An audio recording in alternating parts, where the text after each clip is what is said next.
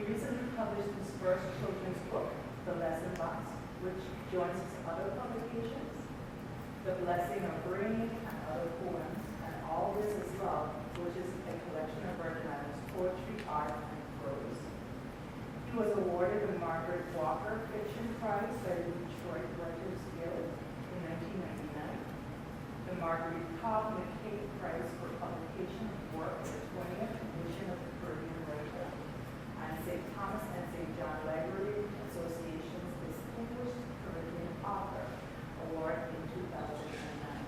And so I invite Senator Roach to come on.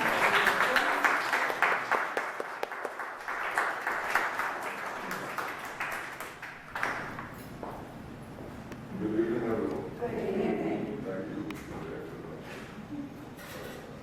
Should I sit There.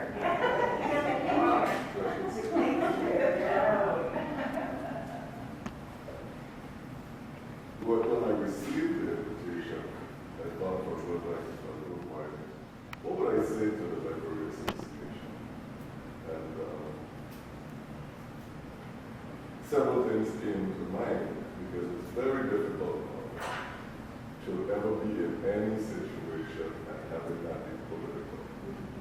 So the other aspects of your personality, very often they don't get mentioned. And so I think about that because I think that poetry is one of the most important things, and it really guides me in everything. Because I have a simple philosophy, and I believe in God. I don't know that I would identify myself with a particular denomination, but I believe that God gives us our gifts. And so I believe that poetry, and that it lasts only as long as people are able to believe the words you write, the words you speak, the words you order, whatever ways that you can accomplish in the work that you do. And so that grows because what I say was always match what I do. I think after that poetry disappears. It goes through things. So, I first wanted to start off by thanking you for the invitation. I did have an opportunity to meet with Ashley. I keep saying Miss Ashley. So it's Ashley the last or the first?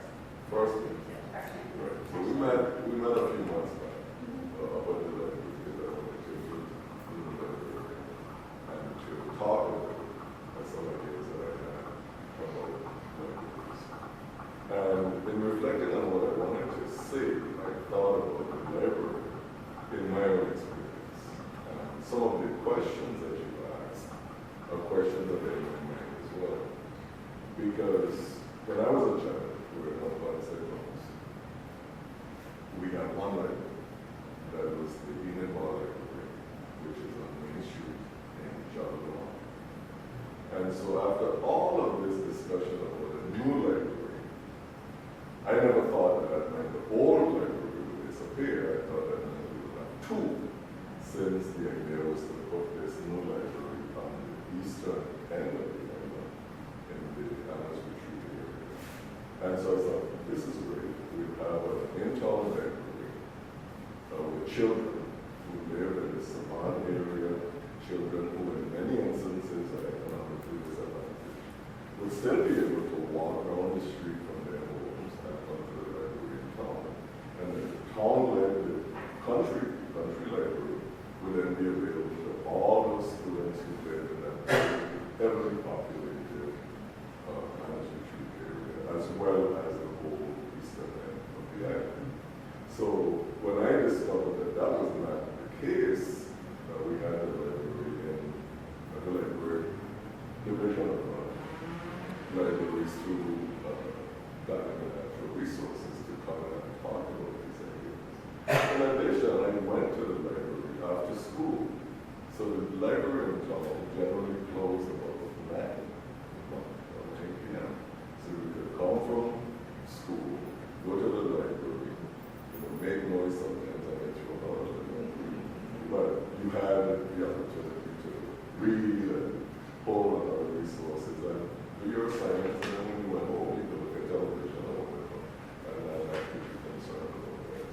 And then on Saturdays, the library was open as well. We would at least be able to go to the library, whether it's like reading time or whatever the case may be, in the early hours on Saturday.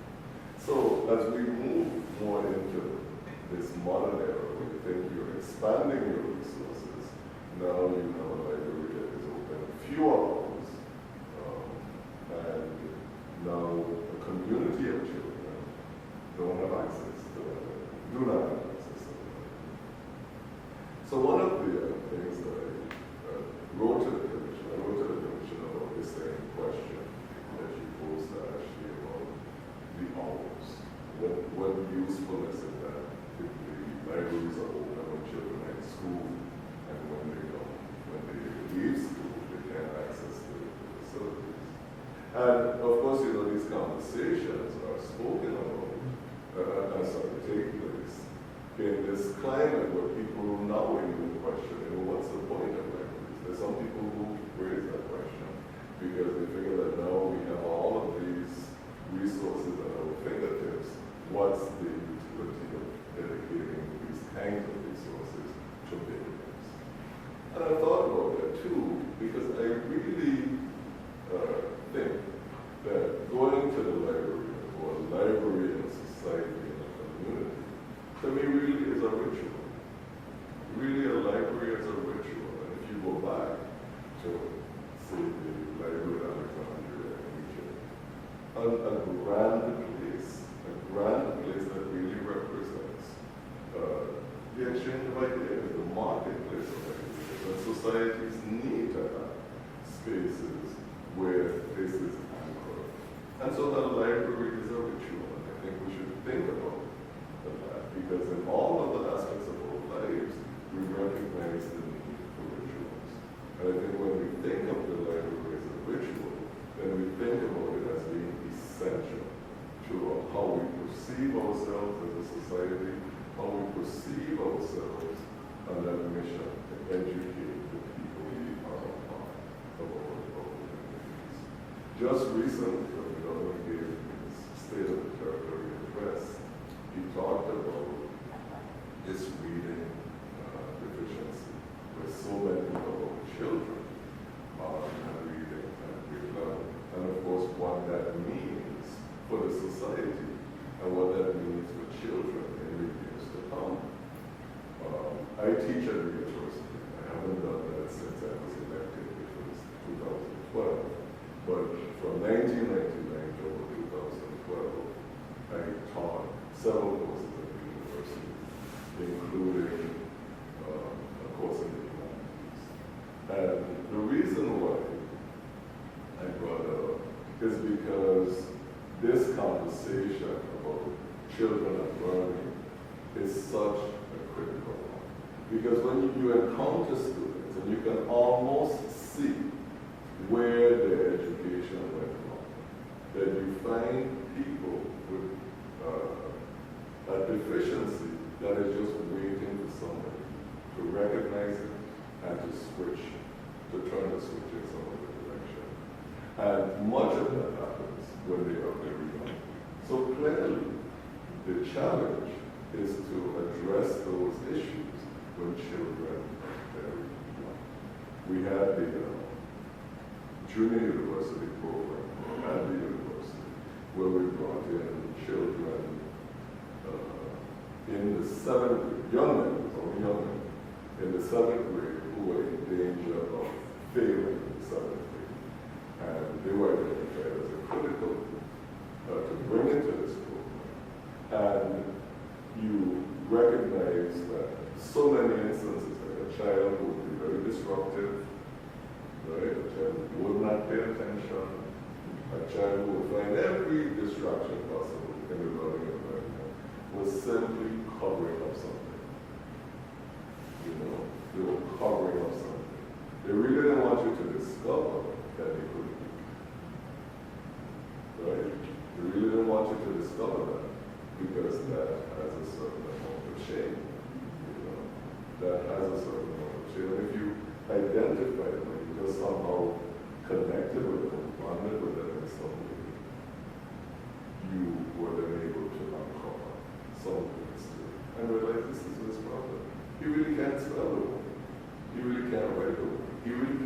construct a decent sentence. This is his problem. So he makes a joke, or he makes a distraction. So you can either put him out, or you can move on to pay attention to somebody else who is looking for that kind of positive attention.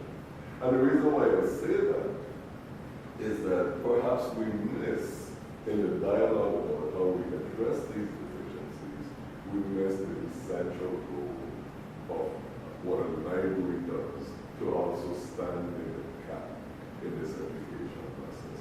Because very often, I remember going to the library, and something I would say to the librarian, it might not say to my teacher. Right? And I could build a relationship with somebody who didn't grade me, who didn't judge me in any particular way, and who was really there to assist me. And so I think that when we begin to talk about how we're going to fix this, what are some of the ways that we can fix this, we probably need to pay more attention to what it means for a child to be able to come into a place that is friendly, warm, interesting, that stimulates his or her imagination in different kinds of ways, about how just that environment alone can help us begin to help that child who might just need a different type of environment, a voluntary place where that connection can also be made and reinforced. One of the things that I came up with as an initiative, now that I recognize that even in law libraries no longer going to be a library, is that I put in a mission to provide funding for passes under the transit system for children who need to go to the libraries. And so I think that discussion about Coral Bay and how far it is and how it is, how it may be, how people who live in Coral Bay might be assisted by being able to access the library, particularly children. In this case, my interest is really about students.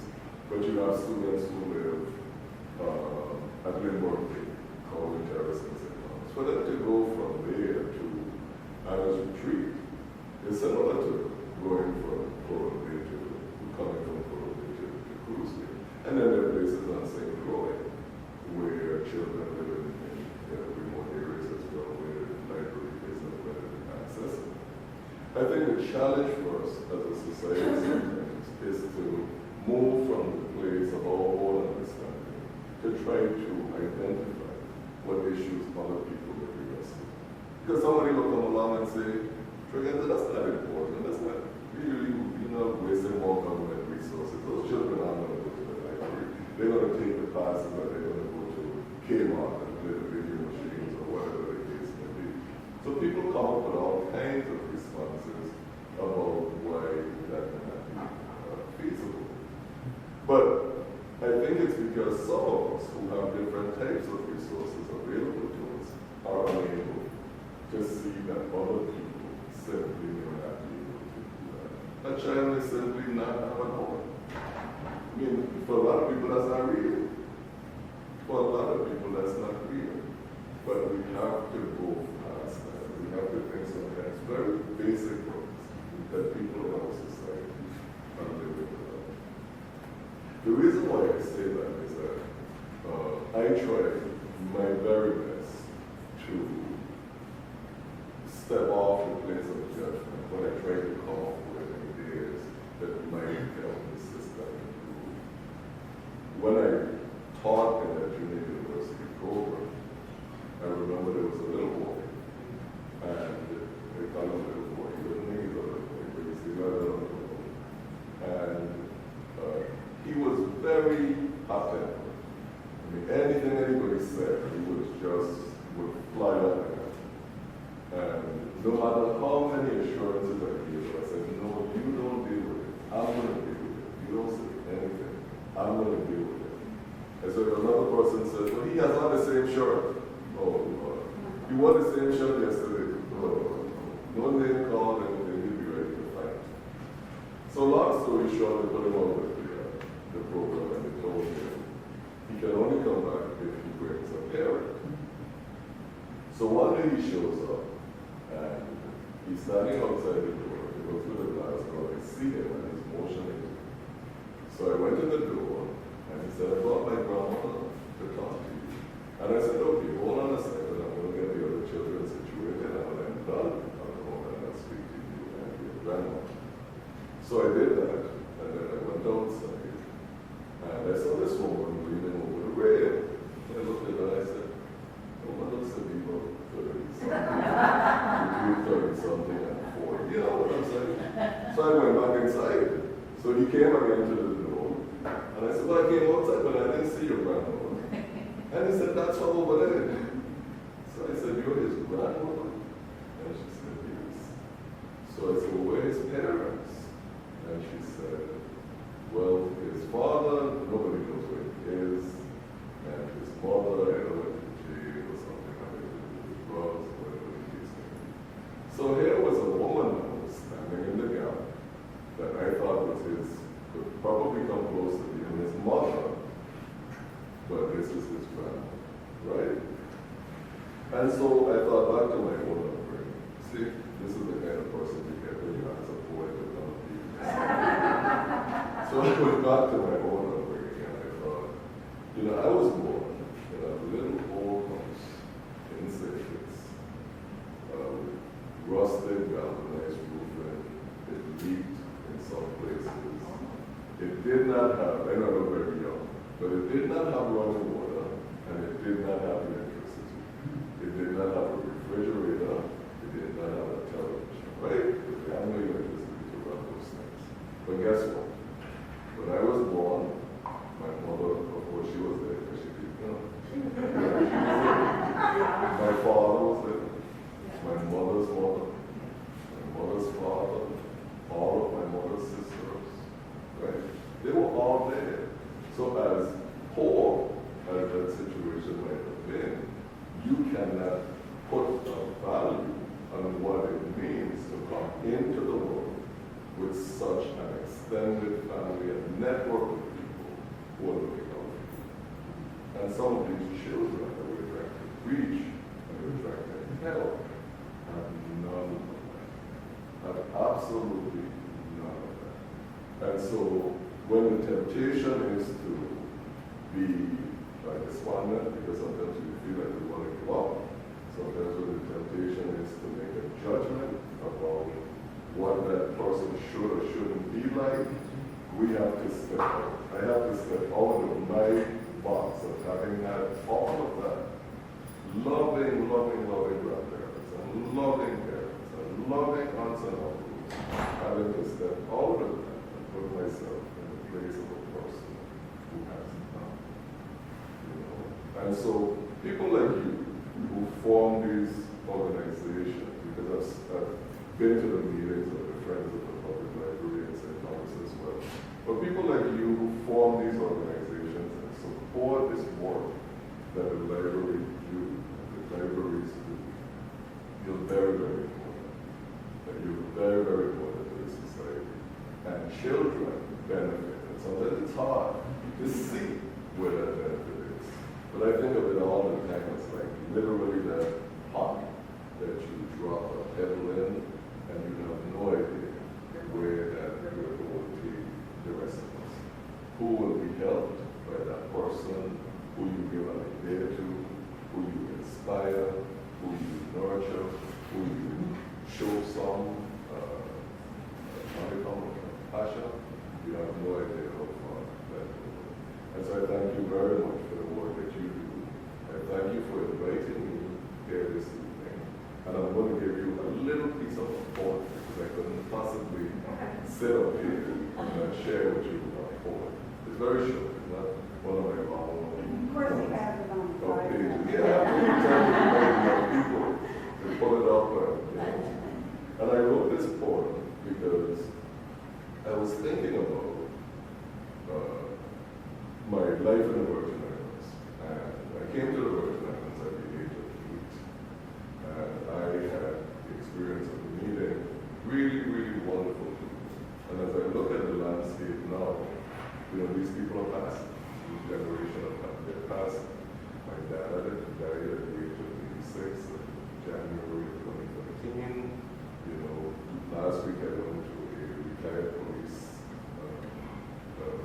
luncheon, and police chief, who was the chief when I was 18, last year he was sitting at a table just across from me, but this year he's gone.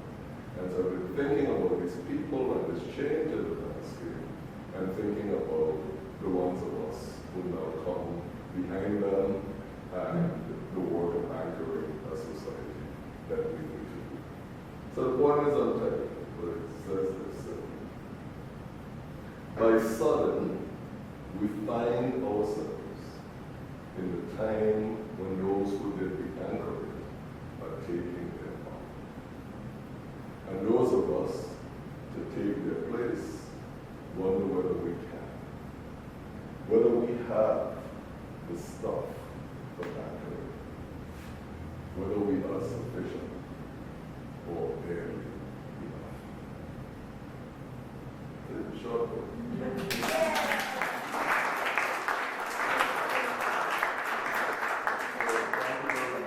I have a coming meeting with the Commissioner of the Department of Family and Natural Resources, and I do intend to continue to raise those issues with her, because I think we have to expand the hours.